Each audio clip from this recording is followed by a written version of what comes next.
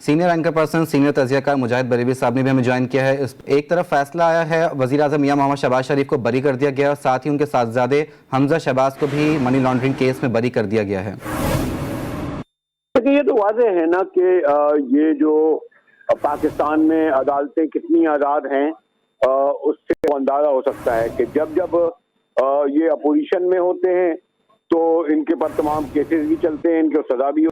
जब ये हुकूमत में आ जाते हैं तो ये केस ख़त्म कराते हैं। और पहले भी कहा गया था कि ये जो इस वक्त पावर में आए तो अपने नेप से तमाम केसेस ख़त्म कराना चाहते हैं। ये जो इलेक्शन की तरफ नहीं जा रहे तो उसका मकसद ये है कि बदमाश ख़त्म कराएं। ओपन केसेस हैं, जैसे एवन फील्ड, यहाँ खुद मियाँ साहब बैठे हुए तो वहाँ प्रेस कॉन्फ्रेंस कर रहे होते हैं। उस फ्लैट का मामला क्या कोई आप समझते हैं कि पेपर पे वो थे? वो आज तक हिसाब नहीं दे सके कि जी वो जो पता नहीं तोता कहानी कुछ सुनाते हैं। जैसे उस वक्त ने भी कहा था कि बेटी ने शौहर को बाप को दिया, बाप ने बच्चों को दिया, बच्चों ने इसको दिया। इधर ये नहीं बताते कि भाई 4 फ्लैट जिनकी मालियत लाखों पाउंड में है वो आपके पास कहाँ से आया? लोहे के कारोबार से तो इतने लाखों करोड़ों पाउंड और लाखों रुपया नहीं आता। कहने का मकसद ये है कि ऐसा लगता है कि सिर्फ और सिर्फ इस वक्त जो है वो ये चाहते हैं कि जनाब ज्यादा से ज्यादा कम वक्त में अपने तमाम केसेस खत्म करा लें।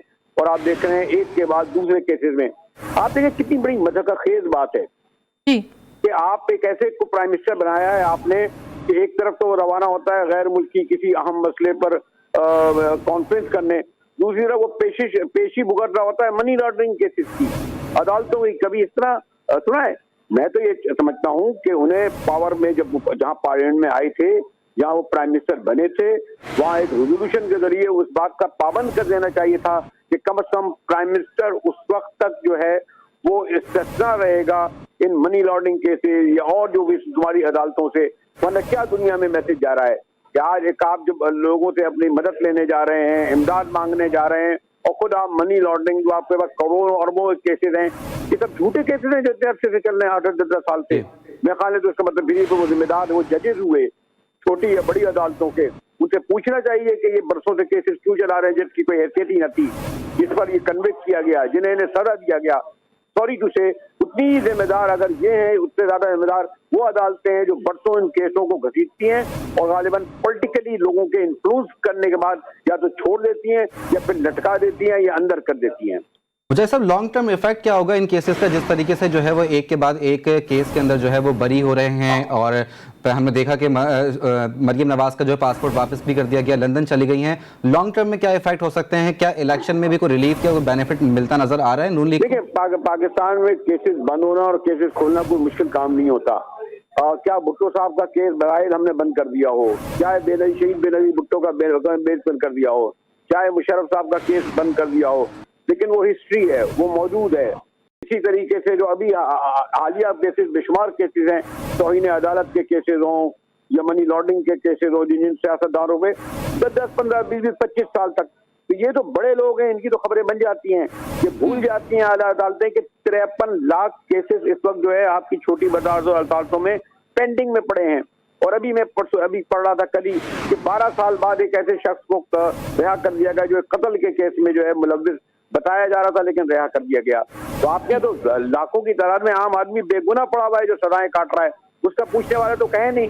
जब ये पावर में आते हैं तो रोज की बुनियाद पर इनके कैसे चलते हैं, जमानतें हो जाती हैं, बरी हो जाते हैं। ये तो हमारे इंसाफ पर बहुत बड़ा सवाल खड़ा हो रहा है। तो मुजाहिद साहब, आप क्या समझते हैं कि जो आने वाले वक्त हैं उसमें आप क्या देख रहे हैं कि इलेक्शन अनकरीब होने जा रहे हैं या मुकर्ररा वक्त पर ही होंगे? देखिए, अगर आपने इतनी बड़ी बात पूछी, मैं कैसे बता सकता हूँ कि इलेक्शन मुकर्रर वक्त पर होंगे या नहीं होंगे, लेकिन ये जरूर मैं ये कहूँगा कि इस वक्त हुकूमती इत्तेहाद किसी तौर पर इलेक्शन नहीं चाहता। और ये अगस्त, मैं तो इस पर भी शक करता हूँ कि शायद ये अगस्त 23 जो मुकर्रर वक्त है उस वक्त भी हों, क्योंकि ये जो माशी इमरजेंसी है या जो इस वक्त सैलाब है ये एक बहाना है। और अभी ये ना समझे कि 21 नवंबर जो है भी आनी है, उसमें भी बड़े बड़े फैसले होने वाले हैं। आप समझ गए होंगे 21 नवंबर जब मैं कह रहा हूँ, तो ये मुझे नहीं लगता कि मौजूदा हुकूमत इस बात के लिए तैयार है। और दो टोक अल्फाज में कह चुके हैं, जी नई इलेक्शन कराएंगे, हमारी मर्जी, हम मौजूद हैं, हम इजाफा करेंगे। हालांकि एक ऐसी हुकूमत कह रही है जिसकी 5 सूबों में हुकूमत ही नहीं है, न सिंध में, न पंजाब में, न बलूचिस्तान में, न केपी में, न गिलगित में। सिर्फ इस्लामाबाद के 27 किलोमीटर में बैठे हुए कहते हैं जी हम तो हुकूमत करेंगे और हम इलेक्शन भी नहीं कराएंगे, जो चाहे कर लो। तो मुजाहिद साहब ये भी इस पे भी तज्जिया दिए गए कि FIA की जानिब से अदालत में आज ये कहा गया है कि हमजा शहबाज और शहबाज शरीफ के अकाउंट में बराह रास्त कोई पैसे निकलवाने या डलवाने के शवाहिद मौजूद नहीं थे। तो FIA और इन्वेस्टिगेशन जो एजेंसी है हमारी, उसका कितना अहम किरदार है इस तरह के केसेस के अभी अंदर? कुछ दिन हुए बैंक अल-फलाह में मुझे कहीं 10,000 रुपए जमा कराने थे, मुझे तो फोन आ गया कि भाई ये 10,000 रुपए आपसे किसी जमा कराएं। मैंने कहा एक ममनुआ चीज का नाम लिया मैंने जी, इसलिए जमा कराएं। ये तो बैंकिंग का हाल है। या करोड़ों अरबों रुपए के जो आप कह रहे हैं कि जी वो जमा कराए नहीं कराए, फालूदे वाले ये वो वाले कहाँ गए भाई जनाब? ये जो डिक्लेयर्ड है इनके तो यासाके, उन डिक्लेयर्ड पे बात कर लीजिए। क्यों इसाक डार का जो है घर जब्त किया गया, क्यों उसके प्लॉट जब्त किए गए, क्यों उनके हाउस इनके किए गए? तो जिन लोगों ने अगर किए तो उनको भी तो पकड़ा जाए थे अगर उन्होंने गलत किए थे। क्या दाखिले दफ्तर हो गया? वो शख्स जो प्रोसिक्यूटर था, वो शख्स जो जज था जिन्होंने ये किया, वो भी उतना ही बड़ा सॉरी टू से मुल्जिम कहलाएगा अगर ये लोग जिनके ऊपर इल्जाम लगता है कि ये मुल्जिमान थे इन इल्जामात के। इन शॉर्ट हुकूमत अपने मकासद के हुसूल के लिए जो है वो इदारों को इस्तेमाल करती है मुजाहिद साहब।